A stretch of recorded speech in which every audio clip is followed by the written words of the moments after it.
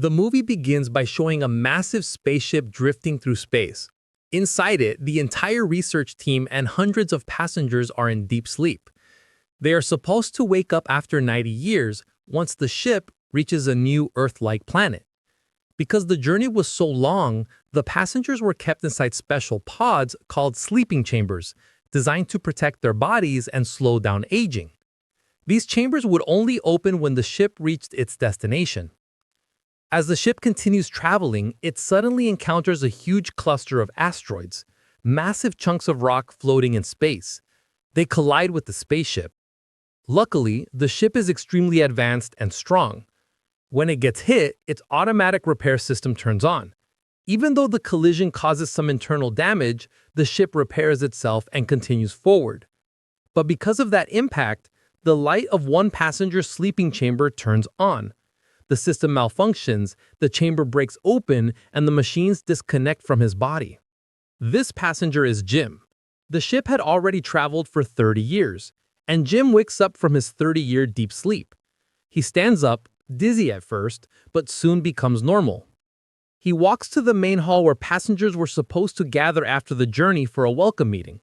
But when he arrives, the hall is completely empty. No one is there. Jim searches the entire spaceship, but he finds no one else awake.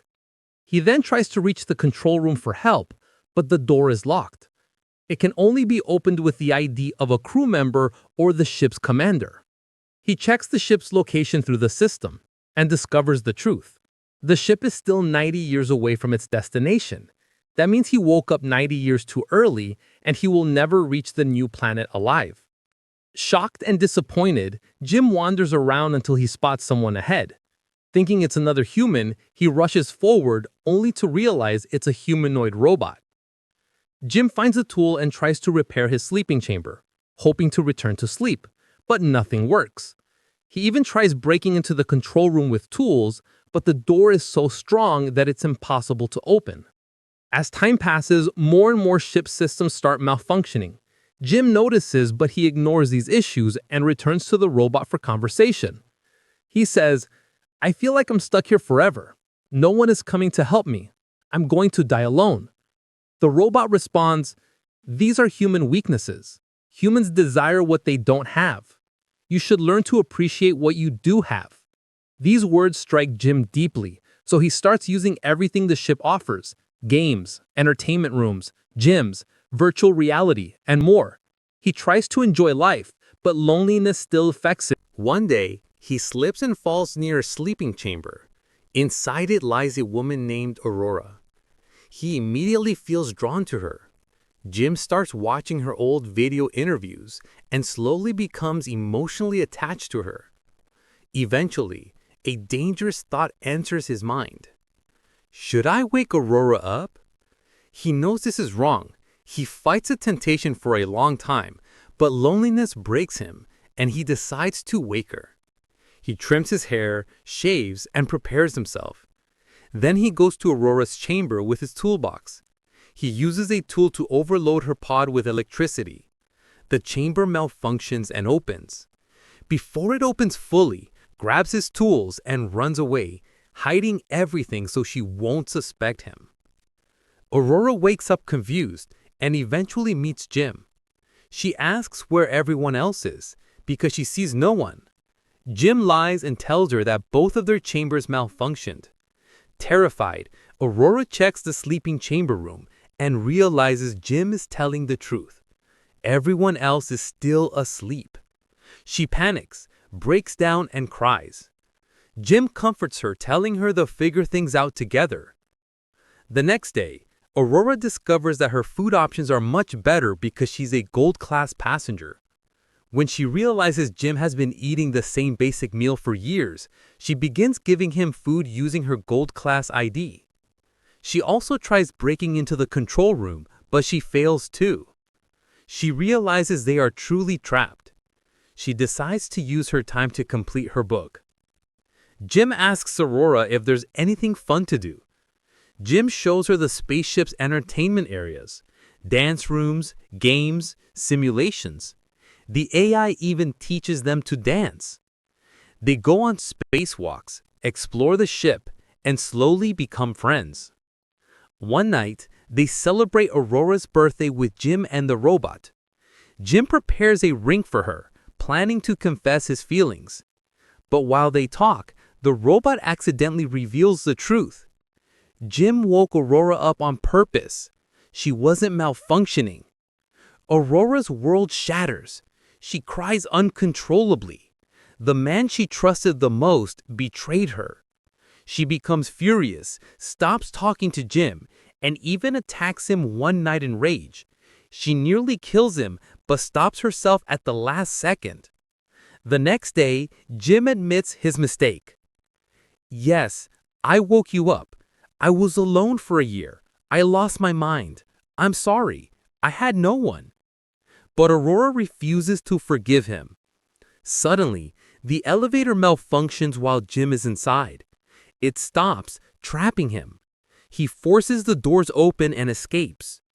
Meanwhile, the food machine malfunctions and sprays food all over Aurora. Both are confused. Strange malfunctions are happening everywhere. Then they hear a voice. When they go to check, they find that the chief crew member has also awakened from his sleeping chamber. He has also noticed the malfunctions and opens the control room. Even he can't find the source of the problem. The three decide to investigate together. On the way, a robot falls and breaks.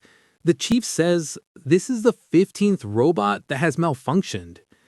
He inspects Aurora's chamber and discovers it was deliberately damaged. He realizes Jim opened it, but he doesn't say anything. He understands the psychological damage loneliness can cause. Soon, the chief collapses. He starts coughing blood. Medical scans reveal he has 612 system failures. His tissues are breaking down. He is dying. Before dying, he tells Aurora and Jim, "Take care of each other. Live with love." He gives them his ID and passes away. Aurora and Jim continue fixing the damaged systems. They find huge holes inside the ship and seal them. Finally, they reach the main power system, completely damaged. They replace parts quickly, but heat builds up inside the ship. To release it, they need to open an exterior vent. Jim goes outside in a spacesuit and pulls the lever. The vent opens, but it closes whenever he lets go. He realizes he must hold it open manually.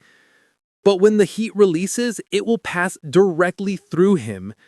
Even knowing this could kill him, Jim holds the lever. Inside, Aurora hesitates to pull her lever because she doesn't want Jim to die. But with temperatures rising dangerously, she has no choice. The heat blasts out of the ship, burning Jim badly. His safety wire breaks and he is thrown into space. Aurora spots him drifting away. She suits up, chases after him, and manages to grab his wire. She pulls him back inside the ship. Jim's suit is destroyed and he is barely alive. Aurora cries, terrified. She places him in the medical machine and orders it to perform every possible treatment. His condition doesn't change at first, but soon after, Jim opens his eyes. Aurora cries with relief. They repair the entire ship. Then they wrap the chief's body respectfully, place a badge on it, and release it into space. Jim finds another working sleeping chamber. Only one person can use it. He tells Aurora to enter it, sleep for 90 years, and wake up on the new planet. But she refuses. "I'm not leaving you. We'll live together. Whatever happens, I accept it." Years pass. They grow closer. One day, Jim finally gives Aurora the ring he once saved for her. She wears it joyfully. Then, the movie jumps forward 90 years. The ship arrives at the destination. All passengers wake up. When they step out into the ship's hallways, they find plants, gardens, and decorations everywhere, created by Jim and Aurora. They live their entire lives together, fixing the ship and making it beautiful, ensuring that the rest of the passengers safely reach the new planet. And with that, this story ends.